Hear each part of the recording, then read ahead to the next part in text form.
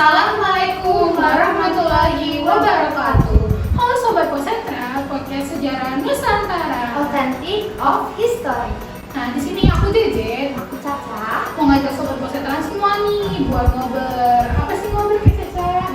Ngobrol bersama narasumber. Tema ngobrol kita kali ini apa nih kira-kira Kak Caca? Oke guys, tema kita hari ini adalah cagar budaya di Kota Palembang, melestarikan atau tinggalkan. Tapi sebelum kita bahas tentang cagar budaya, kalian tahu gak sih kalau Kota Palembang itu kota tertua di Indonesia itu berdasarkan dari prasasti kedudukan bukit.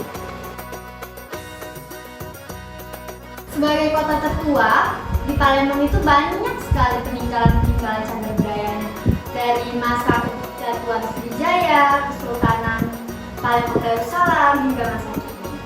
Nah, di sini ada narasumber pertama kita nih, ada Kak Rati di sini. Halo Kak Rati. Halo Kak Jeje, halo Kak Caca, selamat kenal semua. Narasumber kita kedua di sini ada Kak ini nih. Halo Kak ini. Halo Kak Jeje. Halo Kak Caca, salam kenal semua. Nah, narasumber kita yang ketiga di sini ada Kak Alam di sini. Halo Kak Alam. Halo Pak JJ, halo Mbak Caca, salam kenal Sobat Posetra semuanya. Mungkin kita langsung aja kali Kak Caca langsung ke pertanyaan-pertanyaan. Langsung ke pertanyaan pertama aja nih, kita langsung tanya ke Kak ini sama Kak Rati. Gimana sih tanggapan Kak ini sama Kak Rati tentang cagar budaya yang ada di Kota Palembang? Kita mulai dari Kak ini dulu mungkin. Oke Kak Jeje, terima kasih sebelumnya untuk kesempatannya ya. Kalau saya sendiri sebagai salah satu mahasiswa yang menggeluti bidang sejarah, cagar budaya ini merupakan sebuah sumber pembelajaran ya bagi kami. Selain itu juga cagar budaya ini merupakan sebuah identitas dari sebuah peradaban yang pernah terjadi di masa lalu. Sehingga bisa kita simpulkan bersama nih kalau cagar budaya ini merupakan identitas dari sebuah bangsa. Mungkin itu aja Kak Jeje. Jadi menurut Kak ini ya sebagai mahasiswa itu untuk bahan pembelajaran ya. Nah, mungkin langsung kita tanya tanggapan Kak Rati sendiri nih. Tanggapan Kak Rati gimana? Baik Kak Jeje, kalau menurut pendapat saya sendiri ya sebagai masyarakat yang bertempat tinggal di Palembang, memandang cagar budaya sebagai tempat wisata. Seperti yang kita ketahui, tempat wisata di setiap daerah itu berbeda-beda. Nah, di Palembang sendiri itu tempat wisata memiliki daya tarik dan nilai estetikanya sendiri sehingga bisa menarik perhatian para wisatawan dan mungkin bisa membantu perekonomian di kota kita ini. Mungkin itu saja Kak Jeje. Oh, jadi dari Kak Rati sendiri kalau cagar budaya itu bisa menjadi daya tarik untuk para wisatawan ya Kak? Nah, kalau menurut Kak Alam sendiri nih sebagai pegiat sejarah terkait beberapa cagar budaya di bawah pemerintah di Kota Palembang itu udah cukup berhasil atau belum sih Kak? Oke, makasih ya Mbak Caca atas pertanyaannya. Jika ditanya kepada kami selaku pegiat sejarah, pemerintah itu sudah berhasil atau belum dalam melakukan pengelolaan cagar budaya, menurut saya kita harus mengacu kepada Undang-Undang Nomor 11 Tahun 2010 mengenai cagar budaya, di mana dalam undang-undang ini dijelaskan bahwa pemerintah itu harus wajib mengelola, merawat, dan melestarikan cagar budaya yang ada di kotanya masing-masing. Nah, jika dalam hal ini Kota Palembang, seharusnya pemerintah Kota Palembang itu harusnya menjaga, merawat, dan melestarikan cagar budaya. Tapi apa yang kita lihat sekarang, seperti kita ambil contoh ya Mbak ya, seperti Bukit Seguntang, di mana Bukit Seguntang ini kan digambarkan sebagai sebuah tempat yang suci, keramat. Tetapi apa yang kita lihat sekarang, melalui pengelolaan di bawah pemerintah kota, di Bukit Seguntang itu dibangun kafe-kafe, juga bangunan-bangunan yang tidak ada kaitannya sebagai bukit yang suci.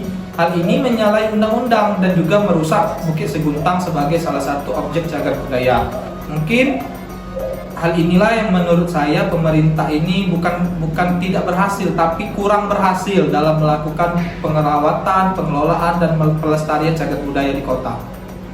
Oke, jadi menurut Kak Alam sendiri itu belum cukup berhasil ya dan menyalahkan undang-undang sendiri. Benar Mbak. Nah, buat Kak Rati sendiri gimana? Kak Rati setuju nggak sih atas pendapatnya Kak Alam tadi tentang pengelolaan dan pemerintahan? baik Kak Jeje, kalau menurut saya sendiri pada awalnya saya merasa cukup puas ya Terhadap pengelolaan cagar budaya yang ada di Palembang ini. Namun setelah mendengar penjelasan bahwa adanya undang-undang yang mengatur tentang cagar budaya, saya merasa cagar budaya di Palembang ini belum dikelola secara maksimal. Contohnya saja BKB dan Bukit Seguntang.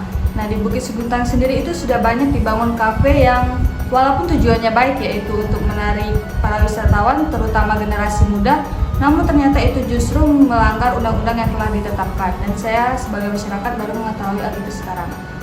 Melihat dari pembahasan dan jawaban dari narasumber tadi, bisa kita simpulin kalau masih banyak kekurangan terkait pengelolaan pelestarian cagar budaya di Kota Palembang dari pemerintahan Kota Palembang ini ya Kak. Apalagi ya Kak Caca, beberapa bulan lalu terdengar nih ada aksi damai dari para mahasiswa terkait perusakan cagar budaya. Yang pertama itu terdengar ada memasang alit di Ampera, terus juga perluasan area Magani yang kemungkinan besar bakal merusak benteng kota besar ya. Nah, menurut kalian sendiri gimana sih tanggapan Kak Alam tentang terkait hal-hal tersebut? Oke, makasih ya Mbak Cici. Menurut pendapat saya selaku pegiat sejarah, menurut saya hal ini terjadi karena memang kurang maksimal seperti yang saya katakan di awal tadi terkait pengelolaan, perawatan, dan pelestarian cagar budaya yang ada di Kota Palembang, sehingga menimbulkan gejolak di masyarakat, sehingga seperti yang terjadi, seperti yang Mbak katakan tadi, adanya aksi damai. Walaupun masih tergolong aksi damai, hal ini jika dibiarkan terus-menerus, takutnya masyarakat ini akan muak terhadap perlakuan pemerintah kota kepada cagar budaya, sehingga bisa menimbulkan aksi yang lebih besar. Oleh karena itu, saya rasa pemerintah harus mengevaluasi sesegera mungkin terkait seluruh kebijakan, dan juga harus menggandeng sejarawan, budayawan, dan pegiat sejarah untuk melakukan pelestarian cagar budaya ini, agar cagar budaya ini dilestarikan, dirawat, dan dijaga sesuai dengan kebutuhan zaman seperti itu, Pak. Nah, kalau dari Kak Ain sendiri itu setuju atau enggak sih dari pendapat Kak Alam? Oke Kak Caca, kalau saya sendiri ya memiliki pendapat yang tidak jauh berbeda nih dengan Kak Alam. Saya merasa sangat setuju ya dengan pendapat yang dilontarkan oleh Kak Alam tadi. Seperti yang kita ketahui, salah satu cagar budaya di Palembang nih Kak, Benteng Kuto Besak sangat sulit sekali akses masuknya, sehingga kami para mahasiswa tidak mudah untuk mendapatkan akses masuk ke sana karena BKB ini sendiri dikelola oleh pihak militer. Seperti itu mungkin Kak. Nah, dari penjelasan tadi kita dapat ilmu baru loh guys tentang pelestarian cagar budaya, undang-undang cagar budaya yang sebelumnya belum tentu kita tahu ada undang-undang itu kan. Mungkin sebelum berakhirnya nih Posetra pada hari ini, kita mau minta kesimpulan dari para narasumber kita ataupun saran dan kritiknya. Kita mulai dari Karati dulu mungkin. Baik Kak Cici. Kalau saran dari saya sendiri ya sebagai masyarakat, semoga pemerintah bisa mengajak masyarakat untuk melindungi dan melestarikan cagar budaya terutama di Kota Palembang ini, supaya anak dan cucu kita bisa mengetahui cagar budaya apa saja yang ada di Kota Palembang ini. Mungkin itu saja dari saya.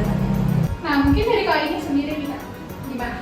Oke nih Kak, kalau dari saya sendiri ya, semoga pemerintah di kota kita ini semakin memperbaiki fasilitas-fasilitas yang ada di cagar budaya kita. Selain itu, semoga pemerintah kita memperbaiki atau mempermudah akses kami para pengunjung cagar budaya untuk berkunjung ke cagar budaya. Mungkin itu aja Kak. Nah, kalau dari Kak sendiri gimana Kak?